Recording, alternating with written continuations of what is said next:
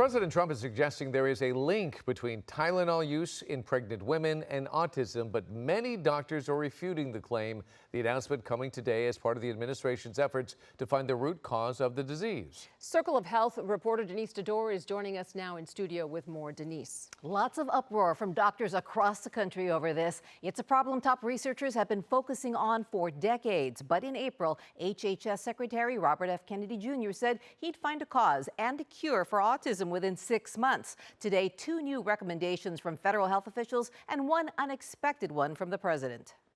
The Trump administration with a big announcement. One common medication may be linked to autism. Don't take Tylenol if you're pregnant, and don't give Tylenol to your child when he's born or she's born. Don't give it. And another drug, one used in cancer, health officials say can treat autism. The FDA is filing a Federal Register notice to change the label on an exciting treatment called prescription leucovorin so that it can be available to children with autism.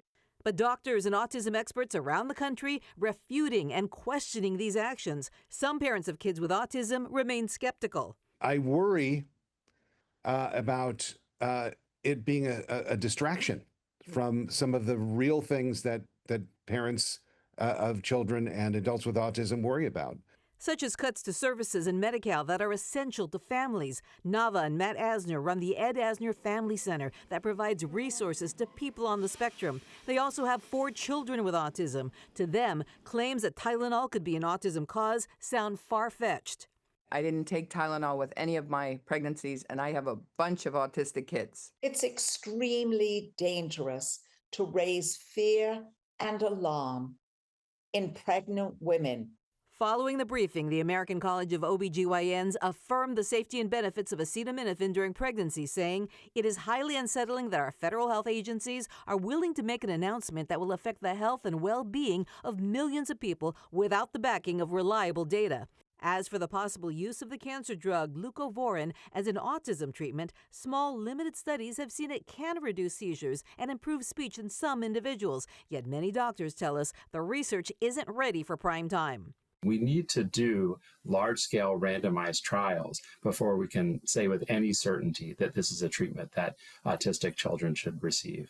In seemingly unrehearsed moments, President Trump linked childhood immunization to autism. He made several remarks urging new parents to separate and space out the measles, mumps, rubella, chickenpox, and hepatitis B vaccines, advice completely contrary to what the American Academy of Pediatrics recommends.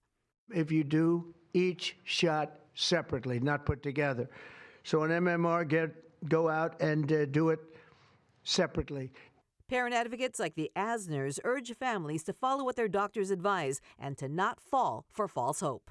It's not something that someone's going to look at for 6 months and all of a sudden have the answer to everything. I agree with that. Well, the FDA just issued a letter to all physicians advising them to limit the use of acetaminophen during pregnancy. The Trump administration points to observational studies that suggest a higher rate of neurodevelopmental disorders, but no definitive proof or cause and effect. Recent data also shows as Tylenol use is going down over the years, autism rates continue to rise. Denise Dador, ABC 7 Eyewitness News. Yeah, the confusion continues. Denise, thank you.